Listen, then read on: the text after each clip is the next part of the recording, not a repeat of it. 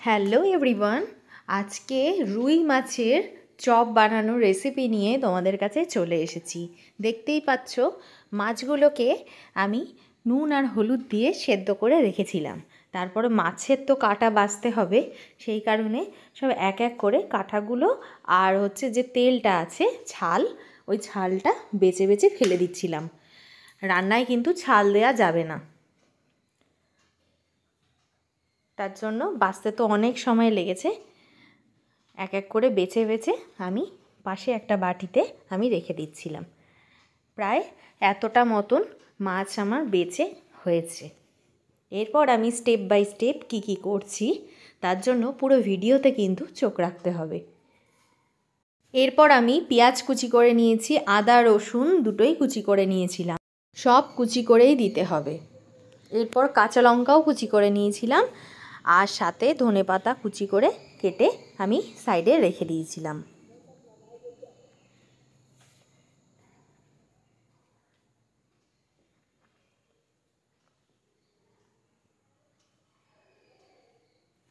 এরপর আমি কড়াই বসিয়ে দিয়েছি। কড়াই বসানোর পর তেল দিয়েছি। তেলটা গরম হয়ে এলে এক এক করে পেঁয়াজ, আদা, রসুন দিয়ে আর কাঁচা লঙ্কা দিয়ে নাড়াচাড়া করতে হবে।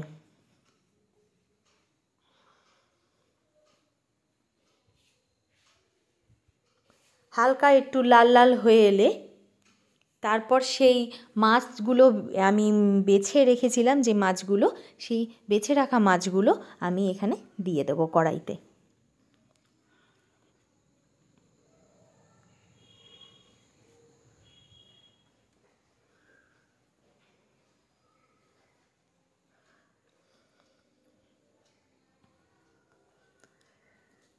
আমার মতো কারা এরকম চপ খেতে ভালোবাসো সেটা কমেন্টে অবশ্যই জানাবে। আমি কিন্তু চপ খেতে ভীষণ ভালোবাসি। সবসময় তো বাইরের চপই খাওয়া হয়, তাই ভাবলাম বাইরের চপ আর ভালোই লাগছে না, ঘরেই বানিয়ে ফেলি মাছের চপ। এরকম নতুন নতুন ভিডিও, নতুন নতুন ব্লগ পেতে হলে অবশ্যই চ্যানেলটাকে কিন্তু সাবস্ক্রাইব করতে কেউ ভুলবে না। ঝটপট যারা যারা এখনও অবধি সাবস্ক্রাইব করোনি সবাই ঝটপট সাবস্ক্রাইব করে বেল আইকনটি চেপে দাও।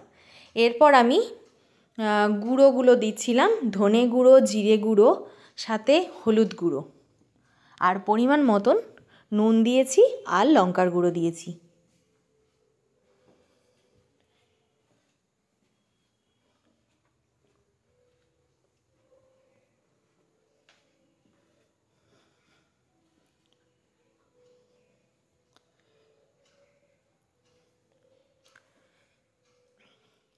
যে মাছগুলো বেছে রেখেছিলাম সেই মাছগুলো এবারে একে একে দিয়ে দিলাম।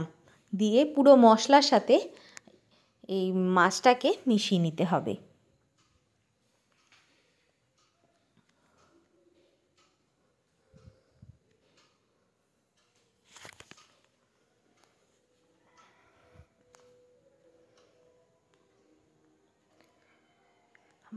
কম আছে মশলাটাকে মেশাতে হবে যাতে লেগে না যায় কড়াইতে, তাহলে কিন্তু টেস্টটা একদম খারাপ হয়ে যাবে। আর সাথে আমি কিছু আলু সেদ্ধ করে নিয়েছিলাম, মানে দুটো আলু মতন সেদ্ধ করে নিয়েছি। এর মধ্যে আলু সেদ্ধ করা দিতে হবে। কারোর ম্যাশার থাকলে ম্যাশ করে দিতে পারো, আমি এটা খুন্তি দিয়েই আমার হয়ে গেছে। বেশি ম্যাশ করলে ভালো লাগে না, একদমই একটু মুখে না পড়লে ভালো লাগে না, সে কারণে মাছটাকে আমি একদমই ম্যাশ করিনি। যারা যারা চাও যে ম্যাশ করে দিতে, তারা তারা ম্যাশ করে দিতে পারো।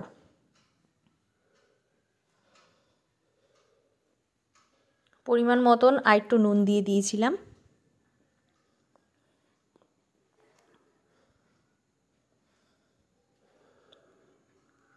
যে যেই রকম নুন খেতে পছন্দ করো সেই রকম পরিমাণ মতন সবাই নুন দেবে।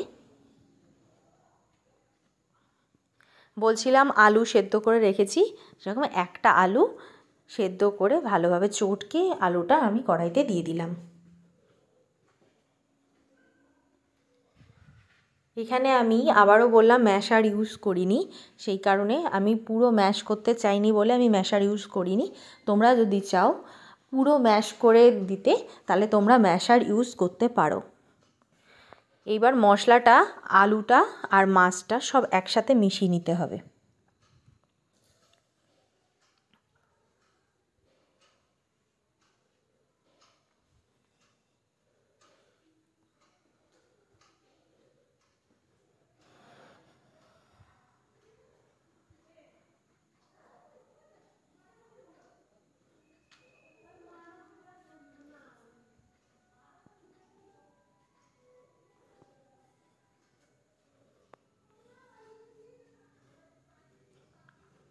এরপর ধনেপাতা, যেই ধনেপাতাটা আমি কুচো করে কেটে রেখেছিলাম, সেই ধনেপাতাটা আমি ওপরে দিয়ে দিলাম।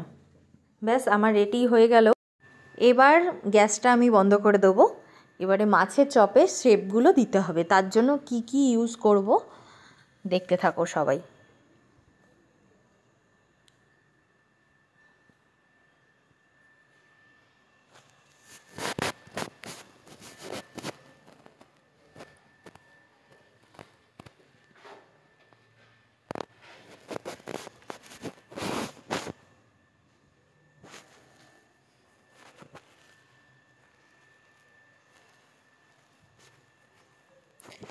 এইবার আমি কিছুটা ফিঙ্গারের মতনই করেছি আর কিছুটা চারকোনা মতন করেছি। এই রকম শেপ করে নিয়েছি আমি আর মা দুজন মিলে। শেপ করে নেওয়ার পর আমি কর্নফ্লাওয়ার গুলে দিয়েছিলাম, কর্নফ্লাওয়ার সাথে একটু লবণ আর গোলমরিচ গুঁড়ো আর সাথে জল। কর্নফ্লাওয়ারও দিতে পারো, আমি কর্নফ্লাওয়ার দিয়েছি। পরের বার আমি ডিমও দিয়েছিলাম। আর এটা বিস্কুটের গুঁড়ো, আমি টোস্ট বিস্কুট গুঁড়ো করে আমি রেখেছিলাম, টোস্ট বিস্কুট গুঁড়ো করে সেটা আমি করেছিলাম। এবারে এটায় কোট করলাম, কর্নফ্লাওয়ারে কোটিং করে আমি বিস্কুটের গুঁড়োতে দুবার করে কোটিং করে বিস্কুটের গুঁড়োতে শেপ করে আমি রেখে দিয়েছিলাম। এটা তুমি স্টোর করতে পারো, স্টোর করে মাঝে মধ্যে ইচ্ছা হলো একটু গরম গরম মুড়ির সাথে বা শুধু মুখে সসের সাথে খেতেই পারো, দারুণ লাগবে।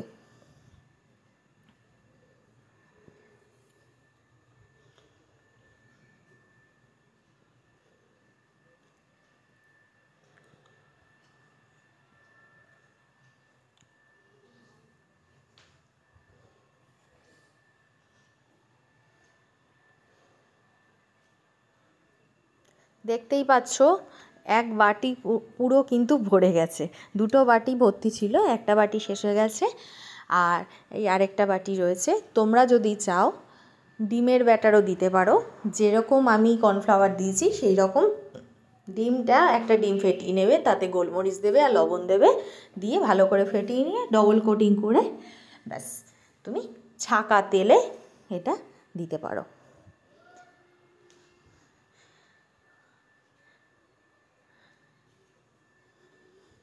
এরপর গরম তেলে আমি এক এক করে ছেড়ে দিলাম ফিশ চপ। দেখতেই পাচ্ছ রেডি হয়ে গেছে। আমার বর হচ্ছে সস দিয়ে খেয়েছে, মুড়ি দিয়ে ও খেতে চায়নি, তো সস দিয়েছি, সাথে পেঁয়াজ দিয়েছি। ও তো বলল দারুণ লেগেছে। আমারও খেয়ে ভালো লেগেছে। ভালো লাগলে অবশ্যই লাইক, শেয়ার, সাবস্ক্রাইব করতে ভুল। টাটা বন্ধুরা।